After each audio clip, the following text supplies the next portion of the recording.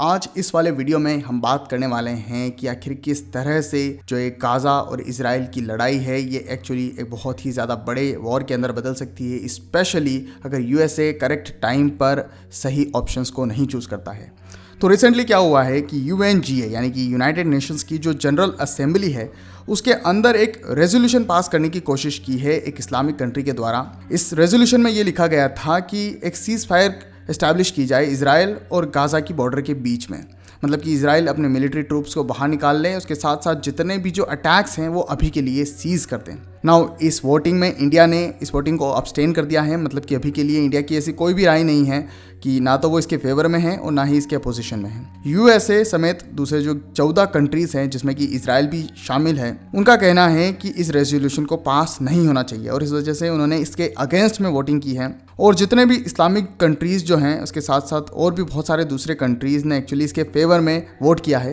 और वो चाहते हैं कि जल्दी से जल्दी सीज़ फायर इस्टेब्लिश हो, जिसकी वजह से जो नॉर्मल सिविलियंस की मौत हो रही है इस वॉर के अंदर उसे रोका जा सके। नाउ एक्चुअली इस पूरे मामले में जो बाइडन ही हैं जो कि सबसे ज़्यादा स्टूपिड लीडर के रूप में सामने आ रहे हैं। America is a nation that can be defined in a single word. I was going to put ऐसा इसलिए क्योंकि जो बाइडन अगर चाहें तो इस वॉर को रुकवा सकते हैं और नॉर्मल सिविलियंस की मौत भी वो रुकवा सकते हैं और इसके साथ साथ वो इजराइल को पूरा ऑप्शन दे सकते हैं कि वो अपना बदला, जो उनके सिविलियंस को मारे गए हैं उसका बदला वो ले सके। ना जैसे कि आप लोग जानते ही होंगे कि यूएसए में 2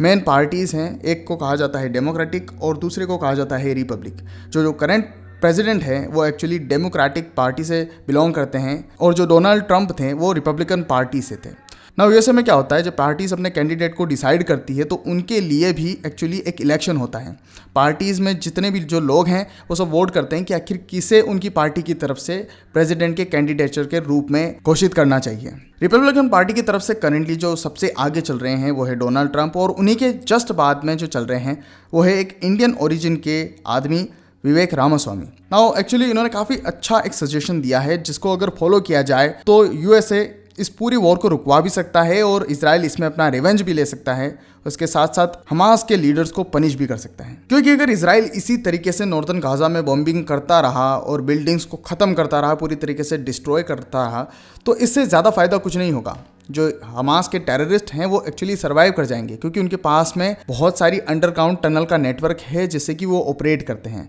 इससे ज़्यादा से ज़्यादा जो नुकसान हो रहा है वो सिविलियंस को ही हो रहा है और इससे सिविलियन के अंदर हेट और रिवोल्ट का जो भाव है वो और भी ज़्यादा बढ़ रहा है। और इसके साथ साथ एक खतरा जो बहुत ही ज़्यादा प्रोमिनेंट है और इसका खतरा ये कि हिजबुल्ला और दूसरे जो ईरान और सीरिया के टेररिस्ट ग्रुप्स हैं वो इजराइल के ऊपर भी अटैक कर सकते हैं, जिसकी वजह से यूएसए को उनको रिटेलिएशन करना पड़ेगा। और अगर किसी कंट्री ने इजराइल के ऊपर अटैक कर दिया तो भी यूएसए को रिटेलिएट करना पड़ेगा और इस तरीके से यूएसए भी इस वॉर के अंदर खिंच सकता है अगर इजराइल ने इस अटैक को करना बंद नहीं किया तो। एसेंशियली अगर ये अटैक्स नहीं रुके तो यूएसए के साथ साथ और भी दूसरे इस्लामिक कंट्री इस वॉर के अंदर आ जाएंगे और इस वजह से इस पूरे एरिया में बहुत लंबे टाइम तक एक बहुत बड़ी वॉर हो सकती है और इनफैक्ट पॉसिबिलिटी तो ये भी है कि ये वर्ल्ड वॉर 3 तक जा सकती है। विवेक रामास्वामी ने एक बहुत ही अच्छा ऑप्शन दिया है।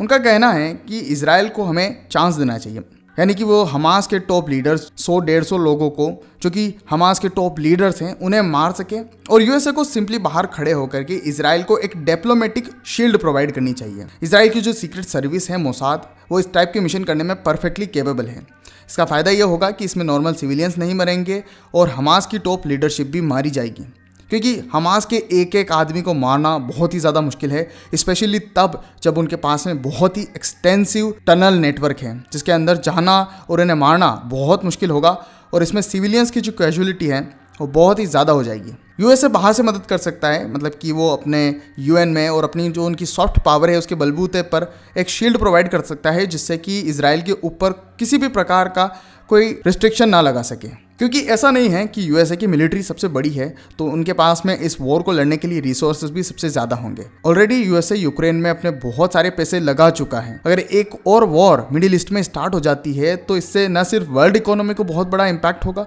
बल्कि यूएसए के साथ साथ इवन इंडिया जैसी कंट्रीज़ के ऊपर भी बहुत बड़ा गहरा प्रभाव होगा। ज़्यादातर जो इस्लामिक कंट्रीज़ हैं उन्हीं के पास में सारा का सारा तेल भरा हुआ है और इसी वजह से अगर कोई भी कंट्री वॉर में उतरती है तो उसकी वजह से डायरेक्टली ऑयल के प्राइसेस ऊपर जाएंगे, जिसकी वजह से हर इंसान को इसका इम्पैक्ट महसूस होगा। ऊपर से ऑलरेडी यूएसए ने रशियन ऑयल के इंपोर्ट को बंद कर रखा है, तो ऐसे में यूरोप आखिर अपना ऑयल कहाँ से इंपोर्ट करेगा? उन्हें मजबूरन रशियन ऑयल ही इंपोर्ट करना पड़ेगा, जिसकी वजह से रशिया और ज़्यादा मजबूत होने लगेगा।